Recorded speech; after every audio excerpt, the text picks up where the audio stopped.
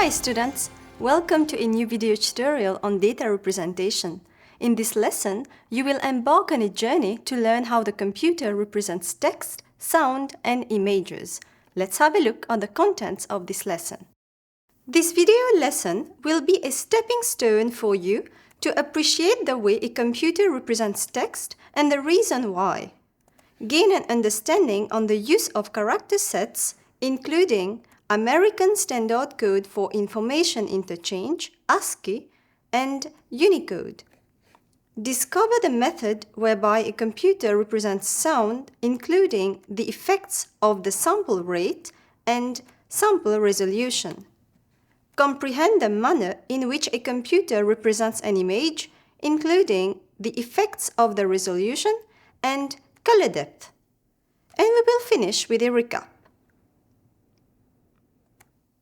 Before we dig into the intricacies of today's topics, let us recall that any form of information needs to be converted into a binary format so that it can be processed by a computer. A computer contains millions and millions of tiny switches which can be turned on and off.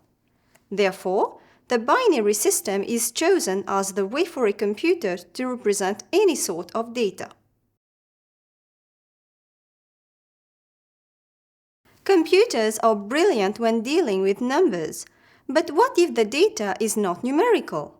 How does the computer process data in the form of characters, words, or sentences? Text is prevalent in digital contexts. Internet users generate a massive amount of text data daily through emails, social media posts, online chats, and more. Estimates suggest that around 319 billion emails are sent and received per day.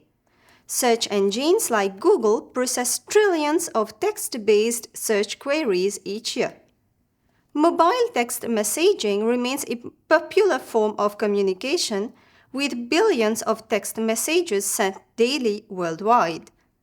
With the rise of e-readers and digital publishing, millions of e-books and digital texts are created and consumed daily. Programmers and developers write and process vast amounts of code text daily, which is essential for software development and IT operations. Now, let's have a look at how the computer processes text. When any key on a keyboard is pressed, including the spacebar and the special characters we use for punctuation, it needs to be converted into a binary number so that it can be processed by the computer and the typed character can appear on the screen. A unique binary pattern must be used for each individual character. Now, characters have no natural correspondence to binary numbers, so computer scientists devised arbitrary systems for representing characters as bit patterns. These patterns should be agreed throughout the world in order to consistently represent characters from many different languages. Giving numbers to characters is called character encoding. When we assign numbers to characters, converting them to binaries is quite easy. Two character encoding standards used worldwide are ASCII and Unicode. Before exploring these two character encoding formats, let's see what a character set is all about. A character set is made up of all the letters, numbers, and various symbols that can be encoded in a computer as patterns of binary digits. When we press a key on a keyboard, a number is generated that represents the symbol for that key. This is called a character code.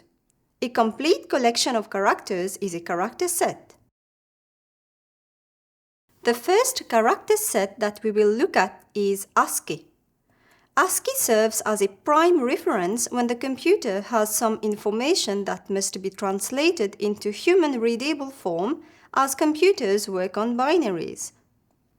ASCII provides a unique value for 128 alphabetic, numeric, or special additional character and control codes. Each number from 0 to 127 represents a character, and its character has its own decimal value. For example, the value for the character C is represented by 67 in ASCII. These 128 ASCII characters cover all numeric numbers, English uppercase alphabets, English lowercase alphabets, and some other non-alphanumeric characters. Computers use an ASCII table to convert binary data into letters or characters so we can see visually. ASCII started by using 7 bits to represent characters, which allowed for a maximum of 128 characters to be represented. In computer science, the size of 1 byte equals 8 bits. It means we can represent 0 to 255 characters using 1 byte. Though all our characters have been covered in 7 bits, we are left with one more extra bit. To utilize this extra bit, extended ASCII characters come into the picture. The extended ASCII character set uses 8 bits, which gives it an additional 128 characters. The extra characters represent characters from foreign languages and special symbols for drawing pictures.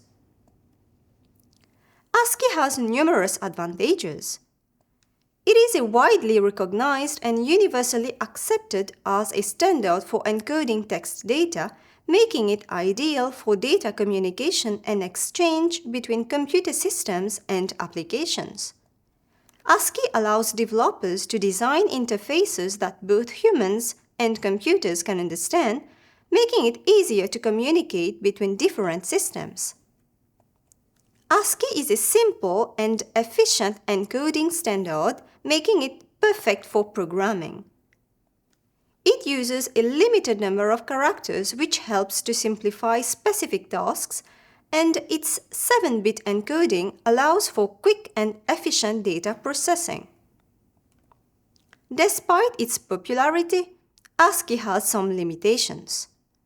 A major one is that it can only be used to encode characters in the English language, making it impractical for languages that use different alphabets and characters, such as Arabic, Hindi, Japanese, and Chinese. ASCII was created at a time when the use of computers was not widespread, and as such, it does not cater for the increasing number of languages and characters used in modern computing. ASCII uses a 7-bit encoding system, which makes it vulnerable to data corruption. ASCII is also vulnerable to security issues such as character substitution attacks, where characters in the data are replaced to alter its meaning or cause harm. Let's see if you have understood. The ASCII character code in binary for F is 01000110. What would be the binary character code for the letter J?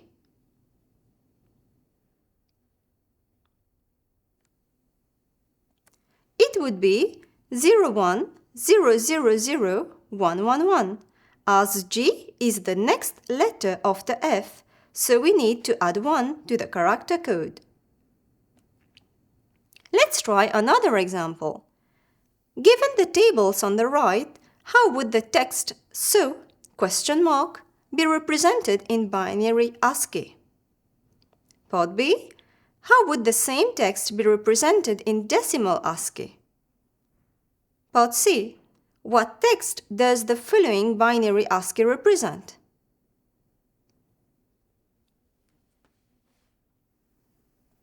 Here are the answers.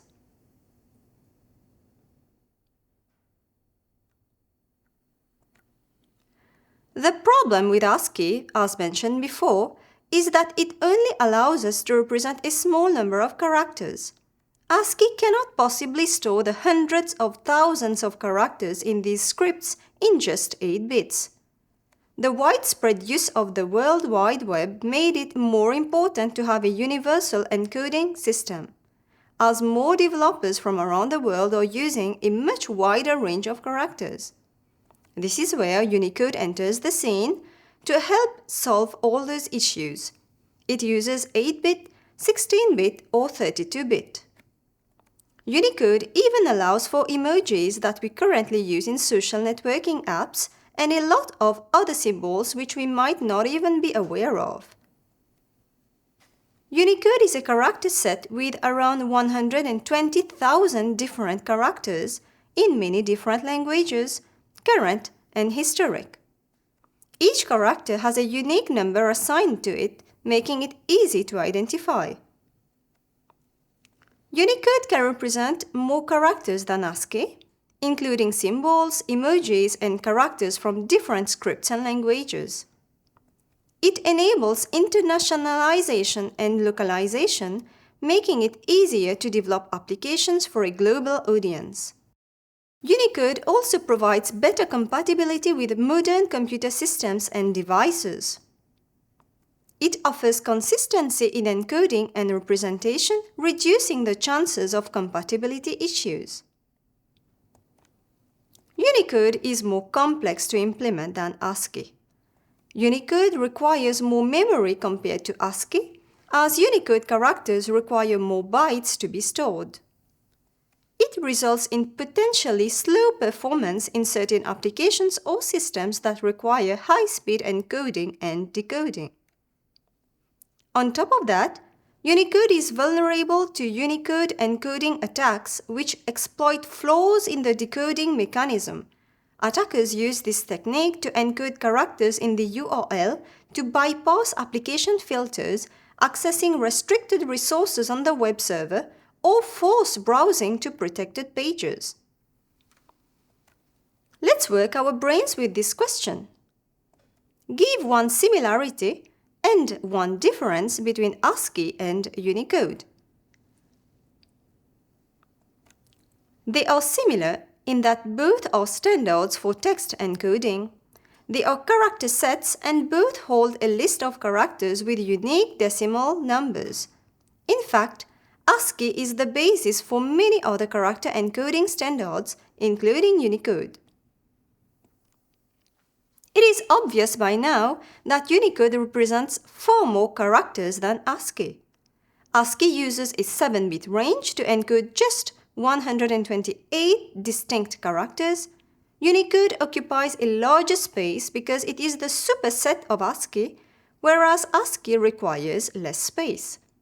If a project requires support for multiple languages, especially those that use characters not included in the ASCII character set, Unicode is the better choice. If storage space is a concern, ASCII might be a better choice as it requires less scalability than Unicode. If the data is transmitted through electronic communication channels such as text messages, ASCII might be a better choice because it uses less bandwidth than Unicode. In choosing between ASCII and Unicode, it is important to consider what systems the project will need to integrate with, since ASCII is widely supported by older legacy systems and Unicode is commonly used in modern systems. Let's tackle a file size calculation. A text file contains 40 characters. It is encoded using 8-bit ASCII. Calculate the file size in bits and bytes. In ASCII, each character uses 8 bits of storage. This is equivalent to 1 byte. When calculating the file size of a text file that uses ASCII, we need to take the total number of characters and multiply it by 1 byte. Let's now move to the forms of data representation. While text is a dominant form of digital information, it is important to recognize that it often complements other media types. For example, multimedia presentations may combine text with images, videos, and audio to create more engaging and informative content. Let's see about sound representation. The vibrations from an object set the particles in the air around it to vibrate. The vibrations move from particle to particle and the sound moves through the air. Eventually, it hits our ear. For a computer to capture sound waves, known as analog sound, it needs to store the sound in a digital format, that is, sequences of ones and zeros. It also needs to recreate and play back the sound that has been captured. Some characteristics of sound waves are amplitude, that we perceive as volume, frequency, that we perceive as pitch, and duration, that is the length of time the sound lasts. Sound waves are continuous, meaning that they have an almost infinite amount of detail that can be stored for even the shortest sound. This makes sound waves very difficult to record perfectly, as computers can only store discrete data, that is, data that has noticeable gaps between values. To store sound as discrete elements of information, the sound is captured, usually by a microphone, and then converted into a digital signal.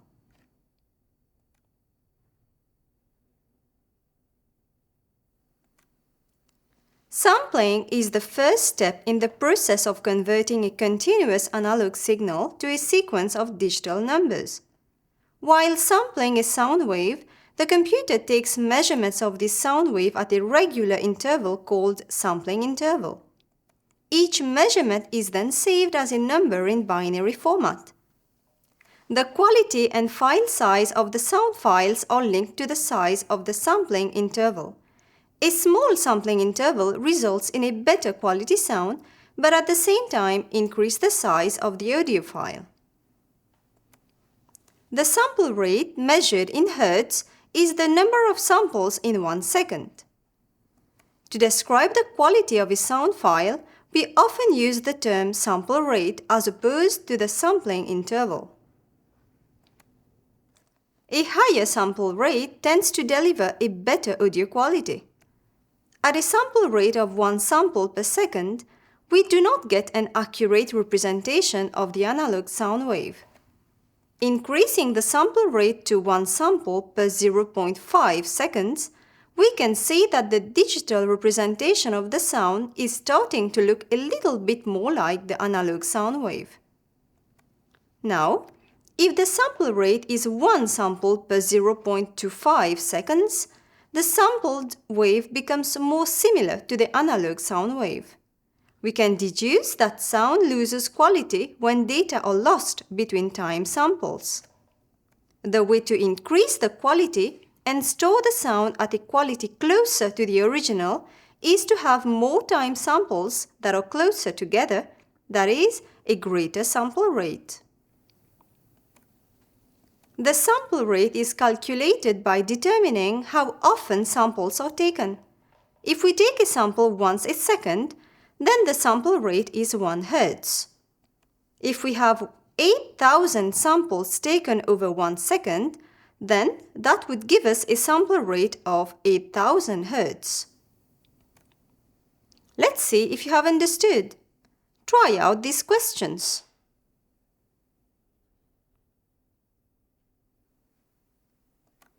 Here are the answers. We need to multiply the number of samples taken by the number of seconds. Sample resolution, also called bit depth, is critical to digital music. It is the number of bits available for each sample. As said previously, to digitize sound accurately, we need to establish amplitude values of continuous sound waves. Consequently, we cannot accurately reproduce our sound wave without enough bits. In the first 2 examples, we do not have enough bits available to reproduce the continuous sound wave smoothly, but in the third example, we have enough available bits to map the amplitude values of the signal with no error. By increasing the sample resolution, more information on the original analog wave are taken. Hence, the higher the bit depth, the higher the quality of the audio. Let's move on with image representation. There are 2 ways of storing images in binary. One is called vector and the other one is raster or bitmap. When we magnify a bitmap image, we will see that it is made up of tiny elements called pixels. In order for the computer to store the image, each pixel is represented by a binary value. In order to represent a bitmap image, we can store it as if it were a grid of colored squares with each color represented by a unique binary pattern.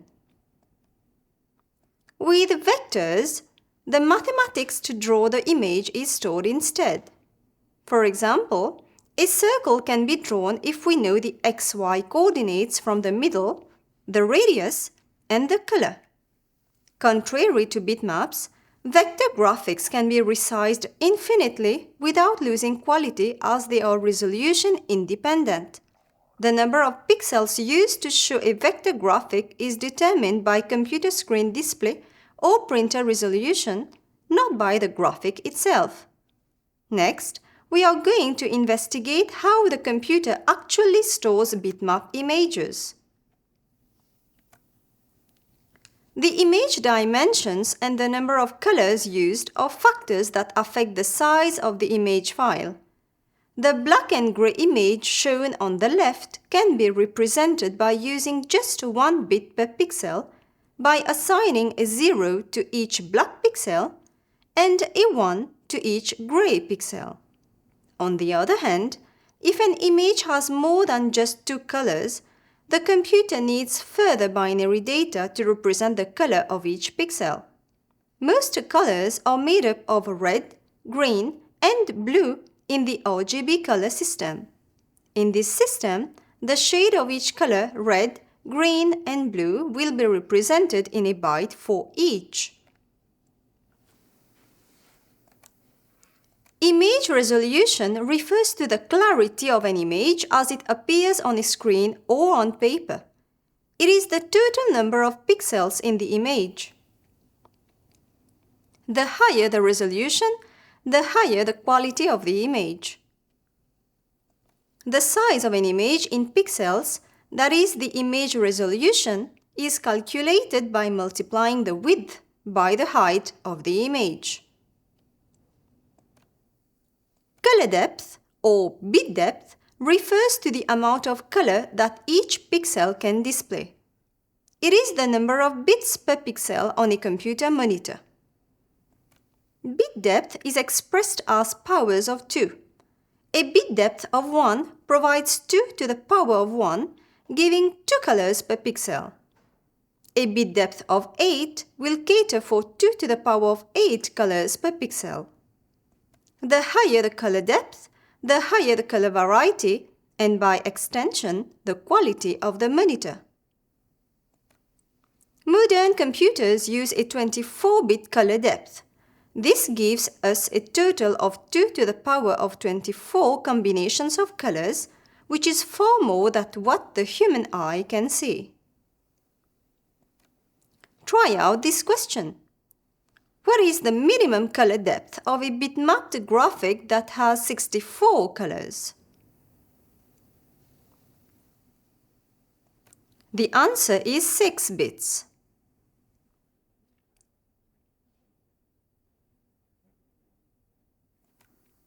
Let's discover how bitmap images are stored on the computer. This is a simple image of a butterfly that is made up of just black and white pixels. There are only 2 colors, and in binary, we have only 2 states as well. We can use a single bit to store each pixel, giving each color a binary value, say 1 for white and 0 for black. We can now store this image in binary. If we want to reconstruct the image using this raw binary, we have to know how many pixels wide the image was and how many pixels high it was. This data needs to be stored along with the image, and it is called metadata. It allows the computer to take the raw binary data and make the correct image. In addition to the width and height, it also needs to store how many bits each pixel is. In this case, only 1 bit is being used as there are only 2 colors. The image is now represented in 2-bit color. 2 bits give us 4 possible binary combinations: 00, 01, 10, and 11. So, now we have 4 colors. The amount of data we need to store for this image has doubled compared to the previous black and white image. However, the quality has improved as we now have more colors. The image in 3-bit color could look like this. We should realize that as when the image height and image width increase, the resolution increases. Now, when the resolution increases, or when the color depth increases, the size of the file also increases accordingly. Today's lesson taught us that in order to represent text, each individual letter or character must be represented by a unique binary pattern for the computer to be able to process it. It is important that computers have a common set of characters that are recognized by a variety of systems. These are called character set. The most common character sets are ASCII and Unicode. ASCII uses 7 bits to represent a total of 128 characters. The extended ASCII character set uses 8 bits, which gives it an additional 128 characters. The extra characters represent those from foreign languages and special symbols for drawing pictures. Unicode has been introduced to address the limitations of ASCII. It provides a standardized, universal character set that covers various characters in different scripts and languages. As sound waves have a countless number of possible amplitude values because they are continuous waves, we need to establish their amplitude values as digital bits to reproduce them accurately. This is done through a process called sampling. This takes place when the samples of the audio source are taken along the sound waves at regular intervals, called sampling intervals. The more samples we take, known as the sample rate, the more closely the final digital file will resemble the original. Sample resolution is the number of bits available for each sample. The higher the sample rate and audio resolution, the more accurate is the recording. An image is a series of pixels that are converted to binary, which can then be processed by a computer. There are 2 categories of images, vector and bitmap. The image resolution is the number of pixels in the image. The color depth is the number of bits used to represent each color. The higher the resolution and bit depth, the bigger is the image size. This is it! I hope this lesson has enhanced your perception on how text, sound, and images are represented on the computer. Thanks! Catch you in the next lesson!